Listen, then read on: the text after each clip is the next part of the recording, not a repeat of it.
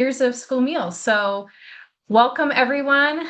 And this webinar, the Webinars for Local Producers, is a project that is funded in part by the USDA. And the work that we do with this project is focused on districts of all sizes. So not just the largest districts. We're trying to have conversations with small districts, medium-sized districts, and large districts, just so folks can have a better sense of understanding procurement as a whole. So after all of that, I will pass the mic over to Beth to introduce the Alabama Department of Agriculture. Thank you so Next much. slide. As some of you that are on this call should know, my name is Beth Spratt. I've been working for the Alabama Department of Agriculture since April of 2020. Before that, I did work for the Florida Department of Agriculture, where I worked on their farm to school program for roughly about 5 to 6 years as well. So got a lot of experience in the farm to school world. And then when I moved here in 2020, we started a newer program here in Alabama that's been very exciting. Next slide, please.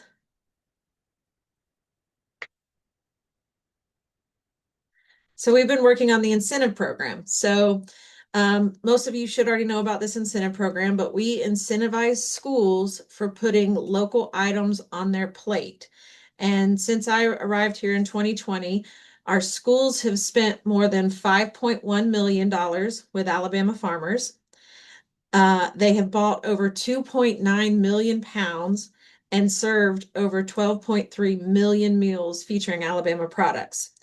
Now, in a little bit, we're going to hear from Casey Davis with Elmore County. And just to kind of give you an idea, I know that we have already paid their school system $471,000 from this incentive program. And when you think about that, that's at 20 cents per meal component. That's a lot of meals that she's serving local products. We also know that this is how much she's paid? Yes. We also know that she has paid over $1.126 million with Alabama farmers. So she supports Alabama farmers, and then we help support that effort on her end as well. Some other things that we've been doing as far as our resources that we have available for the nutrition directors that are like recipes that they could use that feature Alabama products and other things like that available on our website have really just helped to grow that farm to school program.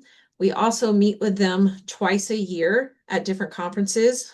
A lot of you have been invited to like our farmer meet and greet type sessions where we might have, for instance, in February, we had a farmer row that was at the School Nutrition Association conference, and the whole row was nothing but farmers that they could come by, get that interaction with our farmers, and hopefully potentially book some sales for the future. So we are really doing as much as we can to try to make those connections for our schools so that they can help our farmers in the long run. We do have a few things coming up in the future that we're excited about, and we will be reaching out to everybody soon about upcoming events and ways that you can get with those directors. Next slide. And the other thing that we also, a resource that we also provide is this checklist. So this is a checklist that we provide to the schools as a part of our procurement guide that they could do their own inspection and come out and just kind of look at what all you're doing at the farm, make sure you're doing everything that would keep the food safe for them to be able to serve to the students. Nothing is saying that they have to do that because there is no federal or state law that requires any type of GAP certification or anything like this. But this would be some sort of written record that they could have and keep in their files to show that they have inspected the farm and that they feel that it would be a safe place to do or safe place to buy from, sorry. But again, this is not required. It's just if it's something that their administrative staff feels is important.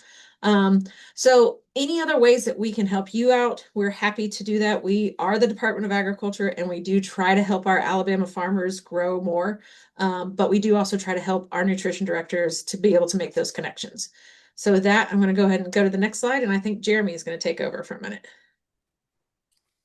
Thanks, Beth. Appreciate that. And I'm Jeremy West. I'm the Chief of Finance and Operations with Urban School Food Alliance. You might think, well, why is the CFO on a call for producers? That doesn't make a lot of sense. But my former life before USFA was as a child nutrition director at 3 different districts here in Colorado, where I'm based. And I actually had the privilege to serve on the Colorado Farm to School Task Force. That was formed in 2010. It was one of only 2 in the nation at the time that was state legislated. And I was appointed by the governor as a kind of medium district size representative, and then got to serve as the chair and spent 5 years on there. And this was kind of when Farm to School was very new in Colorado. There were only a few of us doing any farm to school activities. So I'm glad to be with you today.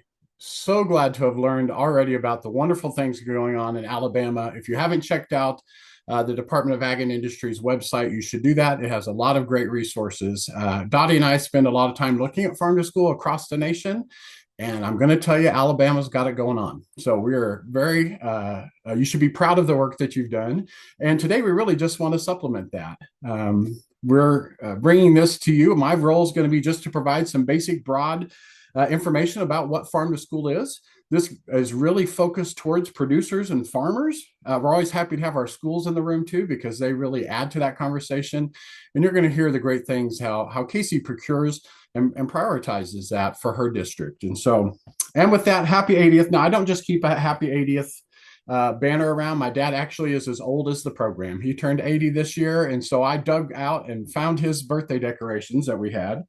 And this day, 80 years ago, the National School Lunch Program was signed into law. And what a great program it has been for our nation's children. So I've been here for 25% of the program has been around. So I'm glad to be in it and appreciate you taking time today to hear more about it. So why does farm to school matter? We'll jump right in. Of course, it matters to a lot of different players. Our kids win, first of all. They're going to get the freshest foods. When food hasn't had to be trucked from California or Texas or wherever else it was coming from, it's going to be fresher, more nutrient dense. And it gives an opportunity to educate students. A lot of students, I've lived in very agricultural areas, and a lot of students there don't even know how food is grown. Farm to School gives us a chance to tell that story. For our communities, it helps keep local dollars local, which is so important. And it really can become a point of pride for your community to be able to say, hey, our kids, they get great food that's grown right here. That's a win for your community. And of course, our farmers and our producers win. I hope if you're not doing this already, after today, you'll see this as a great opportunity for an additional revenue stream, as maybe a place for your seconds, things that maybe aren't quite what you want for your farmer's market, but would be a great addition to a school lunch tray near you. All right, we'll go to the next slide. A little bit about farm to school, and this is going to be from some data from the last time they did the farm to school survey. And this is the USDA does this periodically. And this just shows how schools are using that produce. Those that are buying, they were asked, what programs are you using this in? I'll kind of talk you through the acronyms in case you don't speak school lunch or school food programs. Of course, a big area that we're using is right at the top, the National School Lunch Program, NSLP. SBP, School Breakfast Program, also popular. A little less, mostly there's not a lot of vegetables that show up on breakfast trays sometimes, but a lot of fruits. And other items can be there. Our FFVP, Fresh Fruit and Vegetable Program, very strong as well. That is a competitive grant. This is money that's given to states, and those in higher free and reduced schools can apply for that, and they get a fresh fruit, vegetable, or snack between the bells of the school day. And so this is a great way. When I was an operator, this is where I would buy those fun fruits or vegetables that maybe we couldn't source a lot of, or maybe they're a little too expensive for me to put on the menu all the time. This is a great way for students to experience that. CACFP, this is child and adult care food programs. So these would be in schools. Our supper programs primarily would be that, our after school snack programs. But you can see this in adult care too. So if you have senior centers or others that are doing that, or adult daycare centers, they can tap into that as well. And then that last one, the SFSP or SSO, those are 2 acronyms for the Summer Food Service Program. Again, depending on where you're at, that's a great time to use it. In Colorado, where we have a very short growing season, our prime time really is in the summer. When we hit July and August and September, that's when our bounty occurs. And so it's a great time to begin to use those, use your local produce dollars. Next slide. Why would you want to do this? Why does connecting with farm to schools movement matter? really, when we think about values in local purchasing, schools have really, one of the number one things that they say that they value when they're purchasing food, which, if you think about this, districts are your largest chain restaurant in any community and across America. And in the case of our big districts that we work with, these are multi-billion-dollar contracts that they have, or dollars available. But even in local school system, smaller ones, they have a very big purchasing power. And so having that ability to spend their dollars locally, having that local ownership that they are investing back into their community, having that opportunity to educate their students is a value that we hear by having farmers come to the cafeteria or the classroom, or sending a classroom of kids out to a farm, or any experience where they can really develop knowledge about food and where it comes from in our food system, and really engaging our community. Schools are always looking for a way to engage students in real practical learning and things that can help them throughout their life. And this also helps them engage their parents. This gets parents, kids will say, we're going to the farmer's market and I want to buy this from that farmer because they've experienced that. And so it's an important movement as we think about serving our nation's kids, a lot of whom will only eat the meals that come from school in a given day sometimes. All right, next slide. Want to talk about a few myths. There's been a lot of movement of money over the years. Some funding went away, some has come back. So where are we at? Are schools still buying locals? Is still a priority? We'll talk about that in a minute. But these first ones, I have a small farm, so I can only sell to small schools or school districts. So the opposite, I don't have a large farm, so I've got to find a big district who can be a little hard to buy from sometimes, a lot of red tape. Well, I'm just here to tell you, there's room for all of us. When I worked in a district of about 22,000 students, I worked with a lot of smaller farms that maybe couldn't provide everything I needed. Let's say I was doing corn on the cob. Well, I would source from their farm as much as I could and source from my traditional vendor for the remainder of it. Or I had a very large farm and I just needed a one-off, a one crop. If I can do that as maybe a micro purchase or a small purchase, I was able to make that happen. And it didn't matter the size of my district. It's really about just making those connections and committing to it. The other one, local, is defined by USDA. Actually, it's not. There's no federal definition of local. Now, what they did about a year ago is they gave some clarification to this. They said school districts can define local themselves, but they have, for this to apply to procurement, to purchasing, they just need to have that specified. And this can be by miles. It could be only within your state. You can have different definitions of that, but you have to specify that as a school district before your bid would go on the street. You can't release it and then say, oh, by the way, I'm going to decide that local is now only within 100 miles. And so it gives a lot of flexibility to school districts. This is great for where I lived. I worked primarily in northern Colorado. I was actually closer to Nebraska and Wyoming than I was to a lot of places where things were grown in Colorado.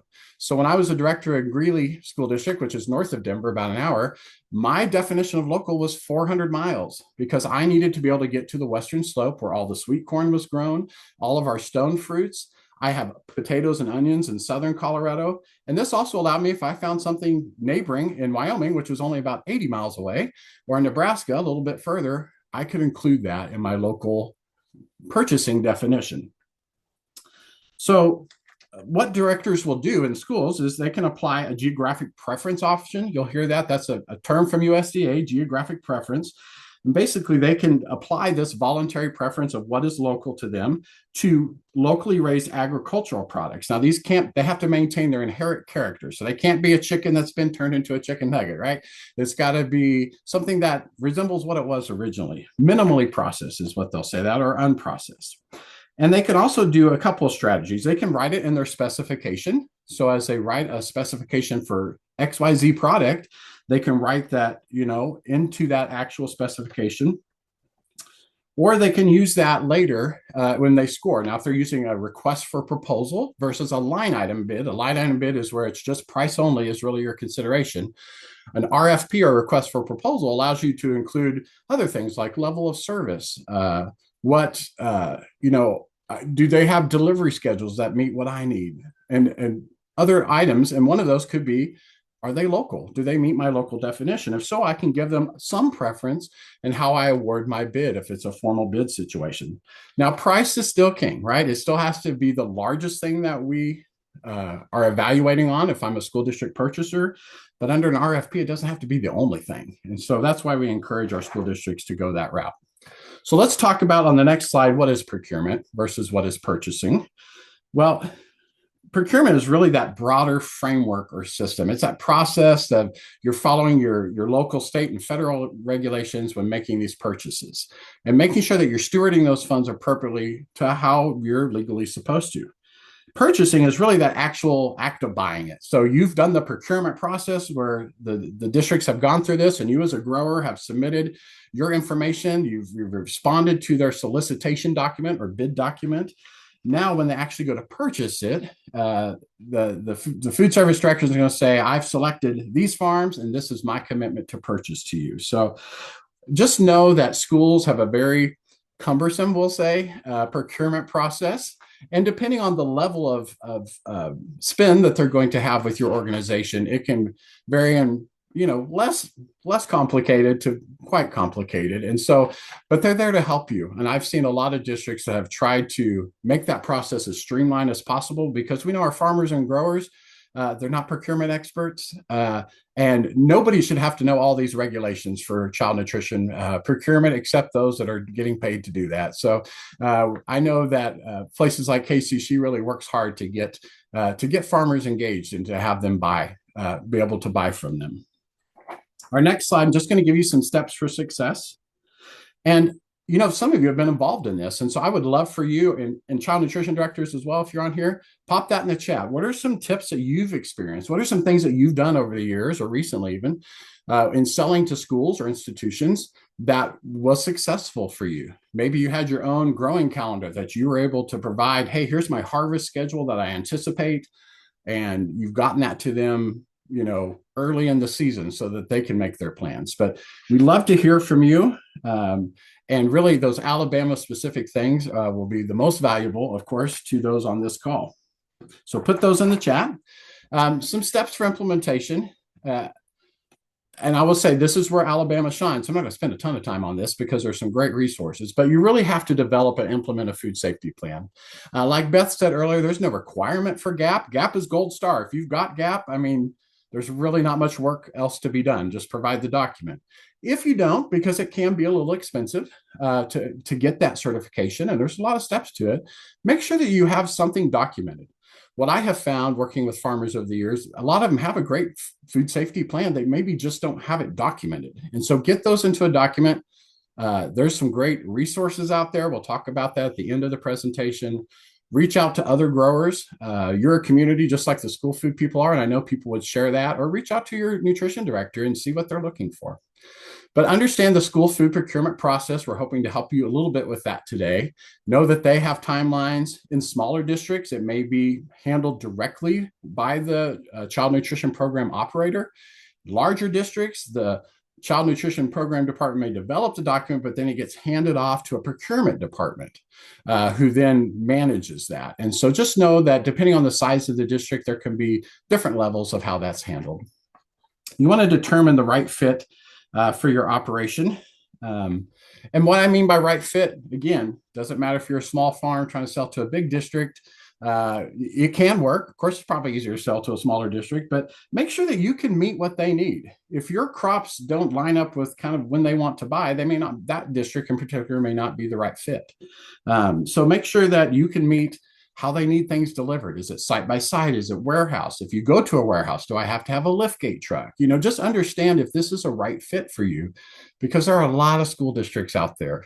And so maybe the one that you want to start with isn't quite ready for that. And maybe you can approach another one that's in your area. And then marketing materials are always helpful. I know as a director, I loved having tidbits about the farm. We've even done the like little playing cards, almost like baseball cards about our farmers, or we'd have posters on the line or stickers that we would give out. But just be ready to give them a high quality photo or two, a few sentences about your operation and your family, because they will want to help market this. Maybe you're not a marketing guru. You've got the pictures. You're not really good at making a flyer. Talk to your school district. Sometimes they have people in that department or in the district that can help with that as well. So that's a good opportunity to partner. Then you got to build the relationship. First of all, you got to get to the right person. In schools, these titles can vary. It can be you're looking for the director of child nutrition or director of nutrition, the executive director, a manager. In some cases, small districts that my kids have gone to, the kitchen manager is everything. They do the procurement, they do the free and reduced, they wear all those hats. But in some places, it's a procurement person or it's a superintendent secretary, just depends on where you're at. But find the person that's doing the buying or creating the menus and get to them. I would encourage you to schedule a visit to the district if possible. And first of all, I would go see a meal. If you haven't eaten school lunch in the last decade or so, I think you'd be surprised at what you find in there and the quality of food that's going on. So go see that, observe a meal time. Of course, you got to get, if you don't have kids in that school, you might need to get permission ahead of time. They're going to want your driver's license when you get there, but it's worth the trip to go see that and experience that. If they have a commissary kitchen or warehouse, work with the staff to do that. Some of them have satellite kitchens where they're producing food and sending it to other schools. So go look at their receiving area. Understand the timing of when they receive items and how that works and how deliveries work for that school district. And then I would ask you to look at the menu. Most of these are posted online. So go to the website. Sometimes you can see a full calendar view. Sometimes you got to view it day by day, but understand what kind of menu they have. Most districts use a cycle menu, meaning that it repeats itself every so often. Usually 4 to 6 weeks has been what is generally happens, but it can be different times. And then understand how they plan and how they purchase. So the thing that's going to be served on May 1st, when are you buying that? Are you buying that just the week before? Is that a month out? So understand kind of what their purchasing pattern is, because they have to predict this food out and then get that order off to an individual or a company to order that food. So there's a timeline there that they usually follow. Understand where their flexibilities are. Do they menu specific fruits and vegetables, or do they have a vegetable bar? That's a great way to say, hey, I've got some extra crop here. Is there an opportunity for me to get it on your salad bar or on your fruit and vegetable bar? Any special events? Sometimes there's A to Z salad bars and other fun events like that. And then I would just say start small. When I was in Greeley, I inherited my first year as a director. They had done farm to school for the year prior to me, and they bought one crop, cherry tomatoes, and spent somewhere between $300 and $400. By the time I left, we were buying about $100,000 on local produce at that point. And so start small. It doesn't have to be fruits and vegetables. It can be really whatever goes on the tray, any of those components that go on the tray. But some good places to start, and where a lot of our growers came in, is something that you may have similar. We called it Colorado Proud School Meal Day. And so we had a day in September where schools tried to make a tray that was all Colorado grown or sourced items. So if they have special events like that, that's a good opportunity to get your product in their school. We'll go to the next slide. A few more steps for a successful implementation. Communication is really key. We know that in my own experience, look, farmers aren't standing by the phone or the computer, right? Or growers. They've got things to do. They're out in the field. They're busy. There's certain times of year it's impossible to get a hold of them because your work is overwhelming and it's not at your desk. So just set up a time, a way to communicate, and then help each other understand each other's language. Sometimes food service directors are only used to talking in cases, pallets, things like that. They don't understand bushels and pounds necessarily. And so getting everybody on the same level of what we're calling things is helpful. And then growers, help our districts understand your timelines. When are you ordering seeds? When do you plant? When do you harvest? If they wanted to do some forward contracting where they say, hey, I want this product and I would buy X number of pounds, when should they be having that conversation with you? Colorado, I thought I was doing great in January. I would have this pre-call, maybe even the 1st of February. It's well ahead of when I was going to buy it in the summer. And I would have these growers come in and I kind of tell them what we were looking for. And we did this as a co-op. We had several schools that did this. Well, they gave me some feedback that said, Jeremy, I kind of sit down over the winter break and that's when I'm ordering my seeds and doing all my planning is in December. And so we took that cue and backed up our timeline so that we really could come together with our local growers and producers so that we were out of step, and I wanted us to be in step with what I was looking to buy and my peers with what they needed to make their decisions on what to purchase. And then think about value-added services. How can schools connect with your farm? Do you do any institutional farmers markets sometimes? Sometimes schools have school gardens and they'll host events. And so maybe you can come alongside them and have some produce for sale too. A farmer in the classroom, any local food events. Sometimes I know in Greeley we had a local farm to table dinner. And so our district came and provided one of the parts of the meal for that. And so growers would come and do the same thing. We had one that came and provided the protein and one that provided a side dish. And so that's a good way to connect. And then another thing, what are the other services you provide? I bought sweet corn and I asked my grower, okay, is this going to come? Are you going to shuck it for me or will it come with the husk on? He said, well, I don't really have people to do that. I could hire them and my price would go from this, XYZ for this much a dozen to this. And I said, well, let me see if I can do that. I didn't have staff do it either. So what I did was actually hire some of our sports teams at the high school. We had a girls soccer team. We had a boys football team that came in and shucked the corn for us, broke it in half and put it like 50 pieces into a bag for us. And I would pay them, I think it would have cost me about $600 to have the farmer do that. I paid that group about $400 and they were thrilled. They came out. Of course, we gave them a tour of our central kitchen, had a chance to talk about farm to school with them, but they learned where their food was coming from. And they and their parents who came to show up could knock out those 1,500 ears of corn or whatever it was in a matter of an hour and a half, have corn juice all over them and left smiling. And so it was a good partnership for my grower, because that would have been overwhelming to them to do that, for us to be able to use that type of labor to help with that. All right, we're going to talk quickly about food safety, and then I want to turn this over to the star of the show, which is Casey. Everybody has a role in food safety. Next slide left. From our growers and producers, our schools, of course, the regulatory agencies and our legislators, and through distribution. We all have a role in keeping our food safe. Next slide. Just know that all of us, all school vendors, not just our local ones, they have to follow applicable federal, state, local, or tribal food safety requirements. And it's up to the school director, to a person like Casey, to determine if they want to set additional requirements to go above and beyond, such as maybe, I want an annual water test, or I need proof of liability insurance, things like that. That can be more dictated at the district level, whether they are going to require GAP certification or if just having a food safety plan is good. Now, the reason they're asking for this, growers, is when I buy produce from a traditional vendor, whether it's a Cisco type place or a produce house, we have several produce houses in Denver that we buy from. The liability for the safety of that product is really on that distributor. Now, of course, there's some liability to make sure I receive it properly and wash it and serve it properly. When I'm buying straight from the farm, guess who has that liability?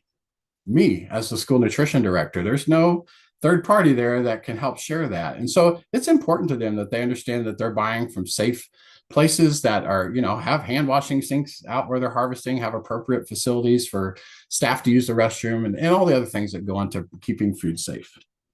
So, make sure you're following those good food safety practices, good handling practices. And really, for most districts, it's really just going to be having a documented food safety plan. All right, next slide.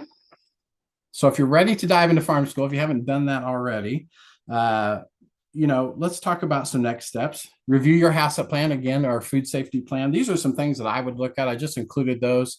Some things that if I went to visit the farm that I could, maybe observe or ask you about and understand your response. I'm not, I could test water all day long. I wouldn't know what it was telling me, right? So I wouldn't go out and test your water, but I would want to know where your water came from. And so just know that there's regulations for all of this. We're going to make sure you will want to make sure that you understand that and that you're following those regulations. Establish a method of traceability. That's really important if you don't have that already, that if something were to happen, God forbid, that we could say, hey, we need to figure out, there's a group of students at this school. We're trying to figure out when, if we have that product at other schools. So understanding when you harvested things and having a method for that is really key. And then maintaining compliance with local health department, regulatory validators, whoever it is that comes and inspects your operation, making sure that you keep up to date on that and follow through on their recommendations. And then providing food and employee safety training. A lot of times our districts are doing this. So again, another great way to partner. They're already training quite a few staff members on how to keep food safe and how to keep themselves safe. And so if there's an opportunity there, talk to your local districts. They might be willing to invite your folks in to be a part of that as well. All right, next slide is not mine. We're going to go to Casey. So with Elmore School District, I'm very excited to hear about her program. And Casey, we'll let you take it from here. Thank you so much. And thank you for the opportunity to share the work of our team. Something I love to do. We've got so many committed team members in Elmore County to our program and just to our community in general. We've got great support here, and it's just been really good for kids here that we're able to serve.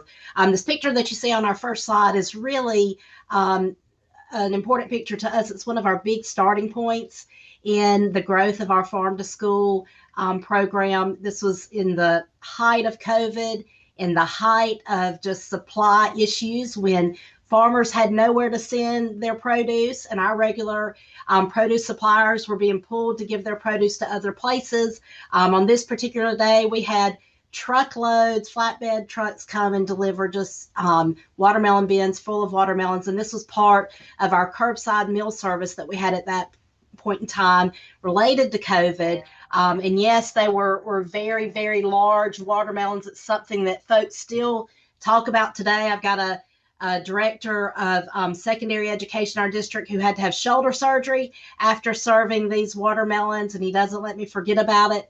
But we still serve watermelons every year in our summer program. They're not quite this large, but before this time, we were serving 0 servings of Alabama produce in our meals, and we're serving in the millions of servings each school year. So we're very thankful for the growth that we've been able to have and the support that we have for the program. Next slide.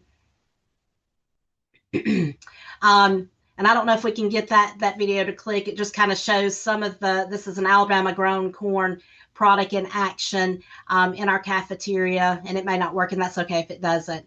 But in Elmore County, we've got 15 schools. You can go ahead and go to the next slide. That's fine. In Elmore County, we've got 15 schools. So just a little bit about our school system. We're not a huge school system.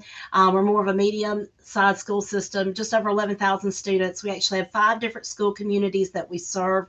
We are a rural community. If you're familiar with Alabama at all, we're towards the center of the state. We're just above Montgomery, but below Birmingham, but in a rural county.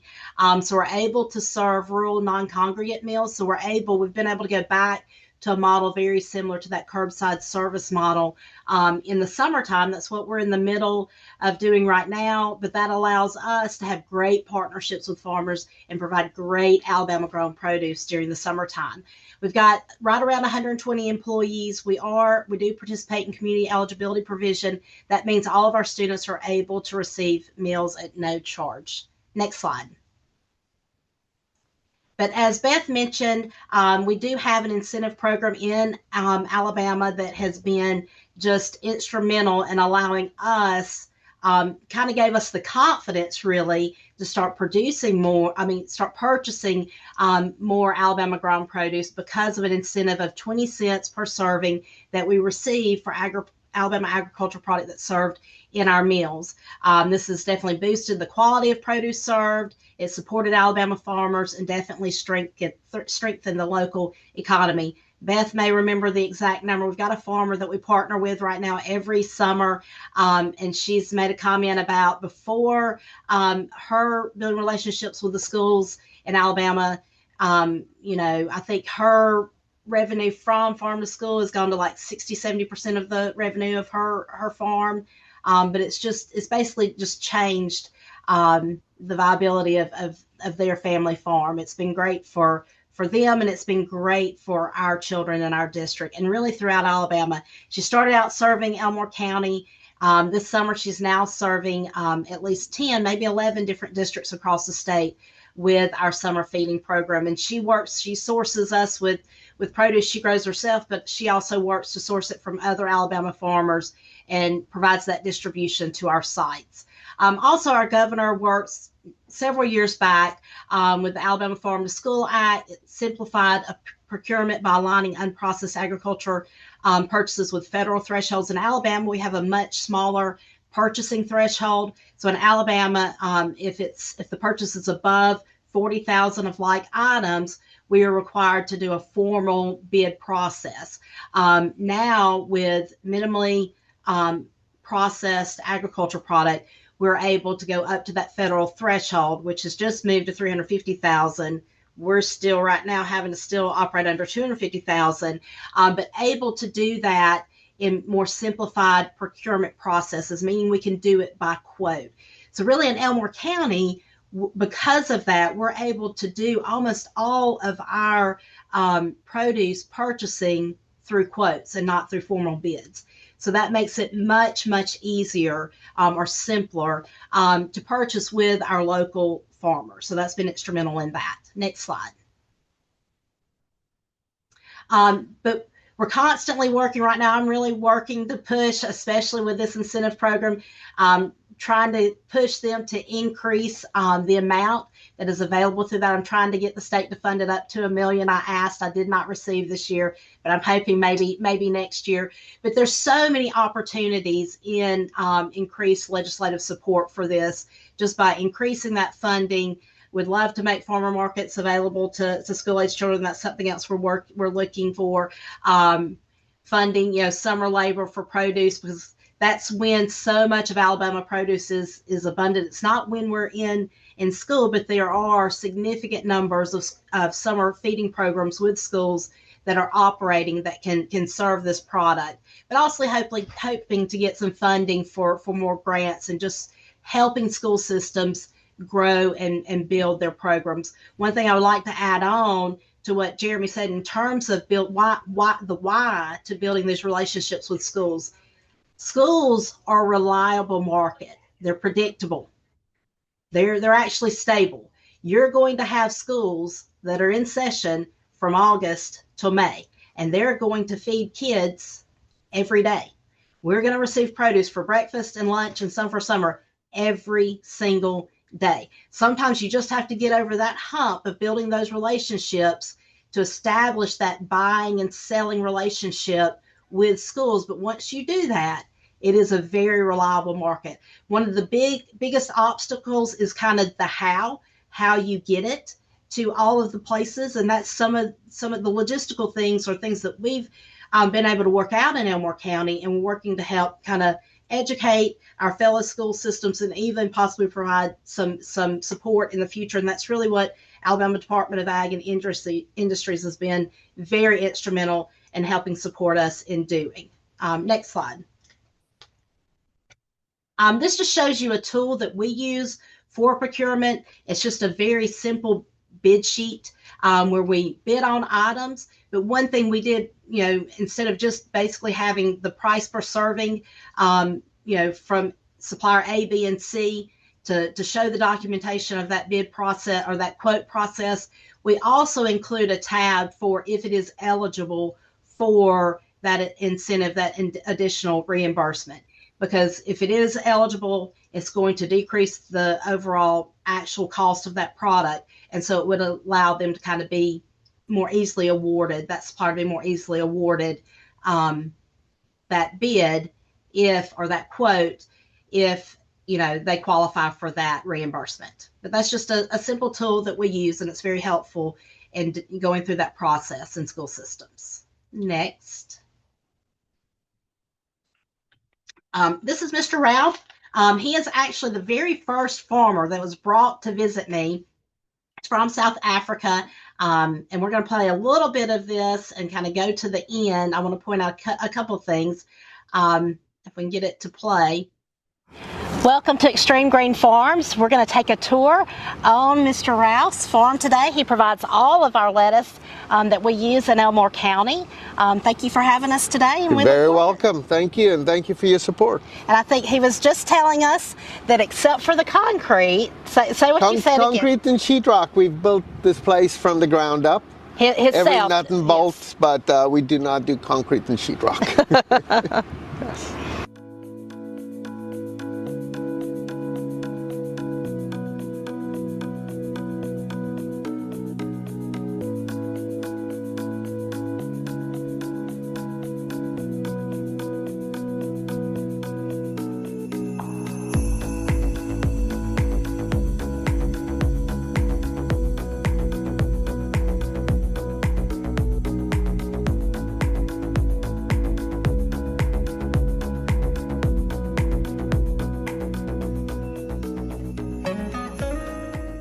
I am Rolf DeToy. I'm the owner of Extreme Green Farms. We grow lettuce, tomatoes, cucumbers hydroponically, locally in Auburn, Alabama. So, like I said, this was the first farmer that was brought to us. I believe he was in probably the early stages of growing his farm at that time. And I was scared to death to offer this lettuce in our schools. I will be honest with you. And because of the need in COVID, it pushed us to get over that fear. And that's why one of my big challenges to school nutrition directors is just say yes. When a farmer reaches out and asks you, just say yes. And if you just get over, sometimes just that yes is really the hardest part. But it's been a great partnership. Before us sourcing our lettuce with Mr. Ralph, our lettuce came from the West Coast.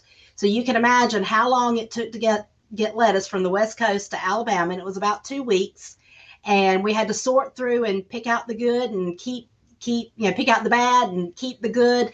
And so there was a lot of loss of product, and the quality is just not what we have. Mr. Ralph actually sells lettuce to very high-end restaurants in the Auburn and Montgomery area. In Elmore County, they actually call this lettuce bougie lettuce, and our kids love it. But it is offered in our cafeterias every single day. But it is a hydroponic lettuce. Transitioning my staff to processing lettuce, because before we got pre-cleaned and chopped lettuce, so now they have to do that themselves. But hydroponic lettuce, there's no dirt on it, hasn't been in the ground. We just worked on giving them the tools they needed to process that with, to make it easy. But anyway, we like to say there's a little section in this farm that we say is Elmore County's, and we want to keep it ours, but it's very important to us. But Mr. Ralph, he harvests this lettuce on, I believe, Thursday mornings each week, and we get the lettuce on Thursdays. So it's the day that it's harvested. It's still on the root. It's still a live product, and we have a life of 2 to 3 weeks if we need it. We don't usually keep it that long. But we're going to slide to the end, and it shows a little bit of our warehouse process, because we receive this at our warehouse, and then my warehouse staff actually transports it out to our 15 schools.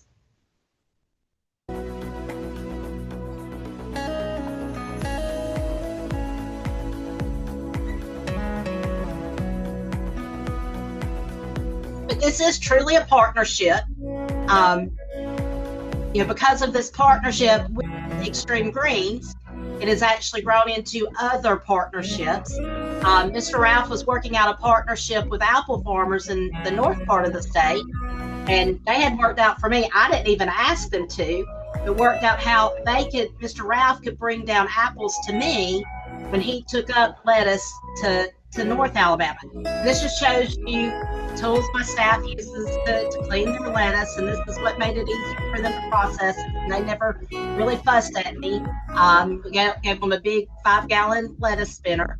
But anyway, so the first time Mr. Ralph went up to North Alabama to take lettuce and get our apples, he quickly realized, he said, I can't carry out. He didn't have room for all the apples that Elmore County was going to use. So they didn't even really understand the volume of usage that we would have here in Elmore County for apples. So really the collaboration that grew out of that is, instead, the apple growers deliver apples down to Elmore County, and Mr. Ralph, when he brings our lettuce, he drops off their lettuce, and when they leave apples, they take lettuce back with them.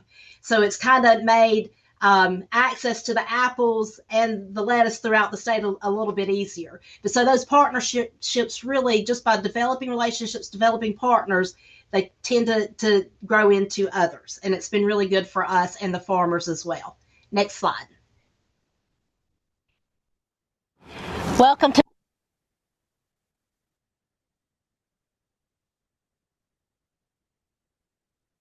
this is just some more pictures of lettuce, and we can go past that one into the next. I think we've kind of already mentioned that.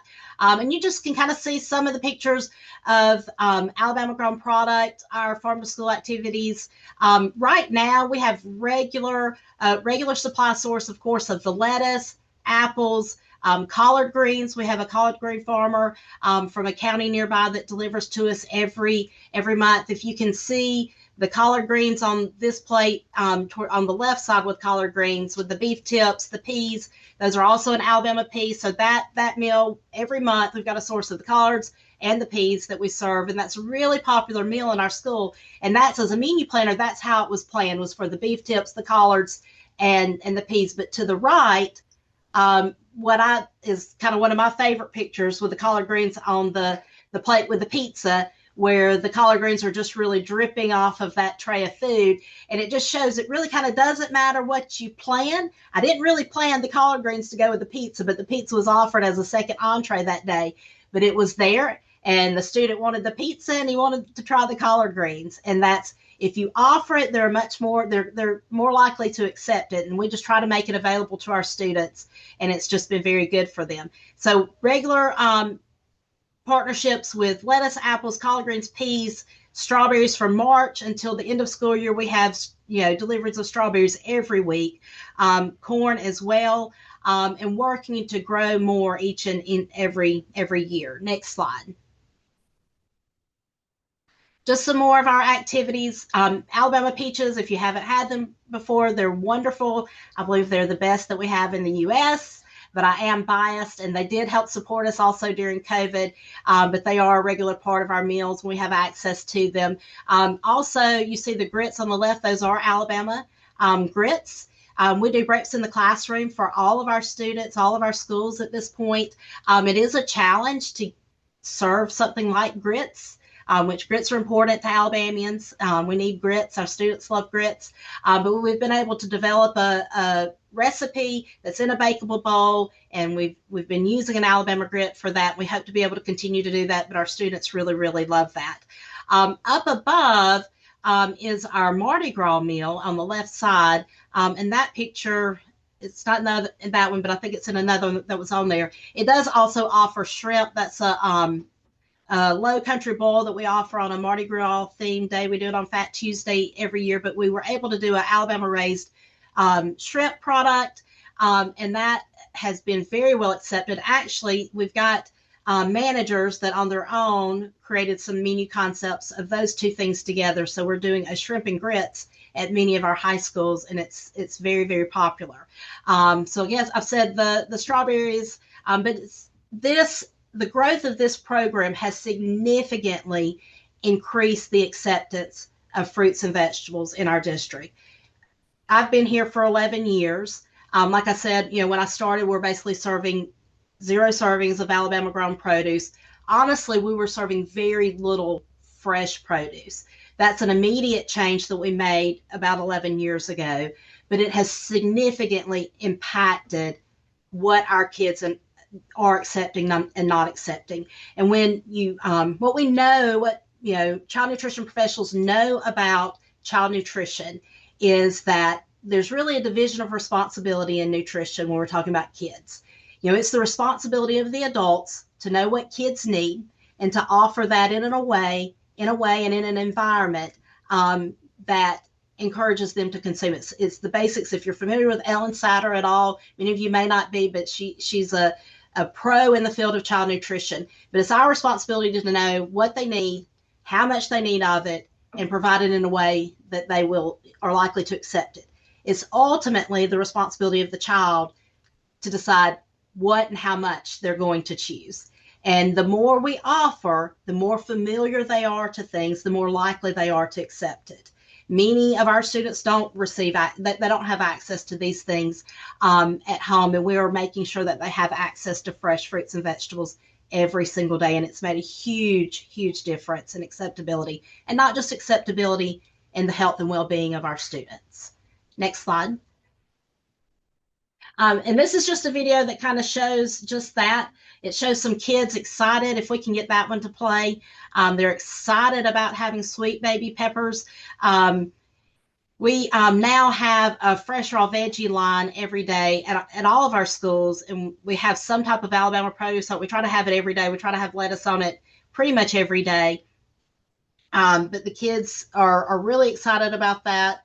And they express this. We had no idea kids would go crazy about peppers, but they have.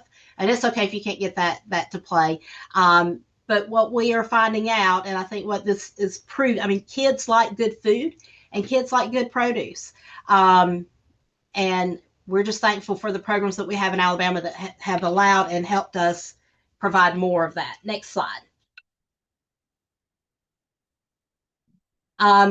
This just shows some more of our fresh raw veggie bar. Again, it's become very popular very quickly, and again, improving the acceptability in our meals. Next slide. This shows you some of the marketing that some of our farmers have done with our Alabama product. These are a product that we've been serving in our summer meals. And you see they have labeled it as Bama Blue. So it's Alabama blueberries that we're able to serve. We are providing each summer now 10 days worth of meals at 7 different serving dates. So this summer we're able to serve 70 days worth of breakfast and lunch to at least 7,200 kids in the Elmore County area. At each of those service dates, we're giving at least 6 servings of Alabama produce. This is one, it's pack of blueberries, and you can see the kid in the picture. He's very, very happy about receiving it. But we also try to provide families with ideas of how to serve those items. So along with the procurement, it's not just buying the product, but knowing and figuring out ways to serve it, make it more marketable to our students and to our families, no matter what program we're serving it with. And that's really all I have if we have any questions. But thank you for allowing me to share.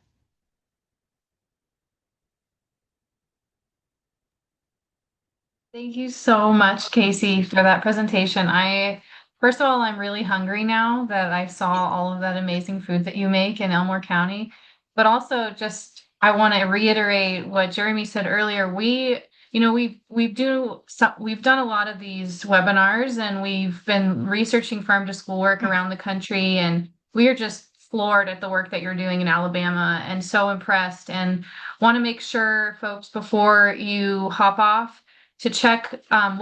We can send this PowerPoint out to everyone who registered, but there's a resource on there specific to Alabama that is like a procurement guide. And Beth, I don't know if you want to talk a little bit more about that really quick, but it's a really incredible resource about farm to school work and some of the terminology that we talked about, micro-purchasing, procurement, all those things. And you can find that on that last slide for resources.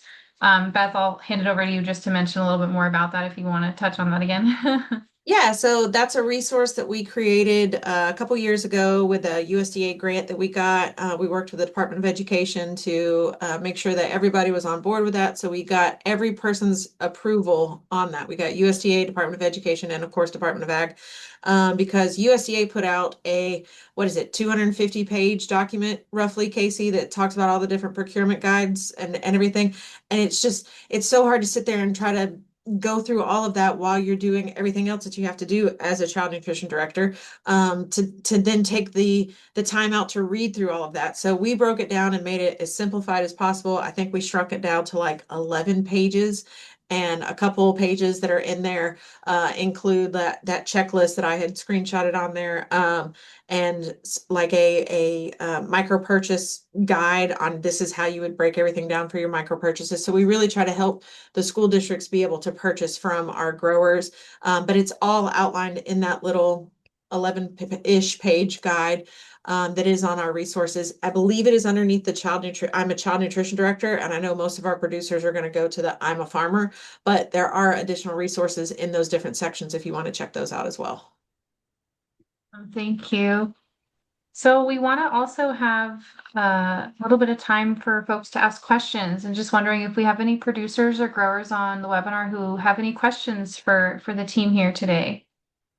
If you have them, feel free to put them in the chat, or feel free to also unmic and ask them.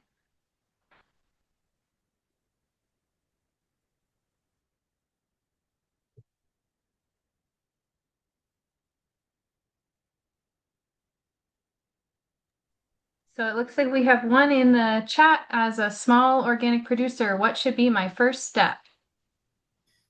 Casey, do you want to take that one? Yeah, and I may even loop Beth in. I would, just reach out to, your closest school district to that child nutrition director and just let them know what you are growing and how it might fit in. I left it like honey. We include honey in our meals. So we've got a honey farmer that we use. So there are many different ways that you can find to include products in school meals and through recipes that can be developed. And I think it's just making them knowledgeable of what you provide and how it might benefit their program. Beth, you have anything you want to add on that? Yeah, the only thing that I would add is that while I understand you're an organic producer and that's fabulous, our schools aren't as excited about organic and paying organic pricing. So just keep that in mind. But I agree with Casey, just start that conversation with your director. And if you don't have that director's contact, you can always contact me at the department and we can get you connected to your child nutrition director that's closest to you. And I will say, around $4.70 is what we receive for a meal. So that is somewhat limiting in terms of, but what you'll find with school systems is we accomplish a lot with that $4.70 per meal, but we're serving a very high volume. We're serving, 8,000 to 9,000 lunch meals every day and that same number of breakfast meals. So when you look at, the price per serving, maybe you sell, and I hate to say it's the Walmart mentality, but you do get into a much higher volume. So if you can negotiate with a little bit, smaller cost per serving, your volume can be much greater. That's a good point, Casey. And really, of that $4.70, less than $2 is going to go to raw food cost. And so that's and what I always try to encourage mine, echo what Beth said. I was never looking for, it was never in a specification of mine to have organic. If they had it, that was great. Would love that. Is to just, understand that we are in a tight spot, but also understand we buy volume. And so sometimes it can be, that's how the relationship can work. Sometimes is that those that maybe have a higher price per product typically could come down a little bit because of the volume that districts are going to buy and that commitment. Like if they say they're going to buy it, they're going to buy it. And so that's just something to think about. And one thing that Beth and Alabama Department of Ag and Industries has worked with us on putting in place, because we still do a lot of handshake agreements with our farmers and we all like to work that way, but having forward contracts where, you actually have a contract in place of, this is what I need, this is what I commit to growing for you, and this is what I commit to, to purchasing from you. It's only taken a few years of twisting arms to be able to get forward contracts started, but we're getting there. Yes. Only imagine. Well, before folks hop off, feel free, if you have more questions, feel free to put them in the chat. We also have a link to a feedback form. If you're on the call still and you have a moment to fill that out, we would love to hear from you on, if there's further information you want about procurement and joining schools for selling your products to schools, please feel free to fill that out. We would be really grateful for any feedback we get from you. And yeah, we're happy to stay on. I'm happy to stay on a couple more minutes or more if you have more questions that you want to ask while we're still here. But thank you to everyone for joining us today. Thank you, Beth and Casey. Appreciate your Yes. perspectives and bringing us home to your local folks there. Well, thank you for the opportunity. Yes, thank you.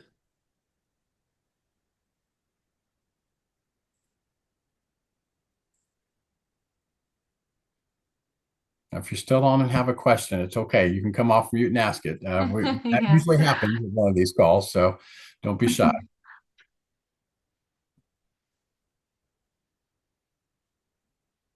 Thank you, Joshua. Lev, maybe go to the resource slide.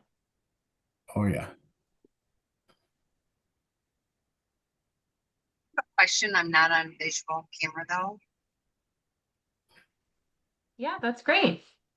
Okay. Ask Sorry. away. I know I'm a little bit of a different type of attendee. My name's Connie. Put my information in the chat box.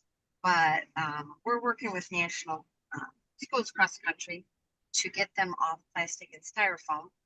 And I was wondering if you guys, have any knowledge of what the schools in your area are using, because this is free to get them off of that product. We have a subsidy, and would love to work with any school that doesn't want to serve on that type of material any longer. So just thought I'd let you know. I'm here if you And I think the biggest challenge with that is labor and space. If you know, absolutely. Yep. know, It most certainly is. Most certainly is. Yeah. Yeah, it is. Got to find the schools that are willing to do it. That's for sure.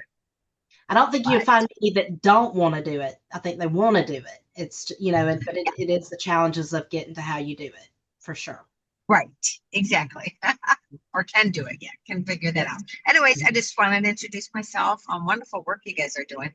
Absolutely Thank you. love it. That's fantastic. I wish we had that here in Michigan. I work with a lot of composting education, but haven't heard of anything near in depth as what you guys are doing. So congratulations on what you've accomplished.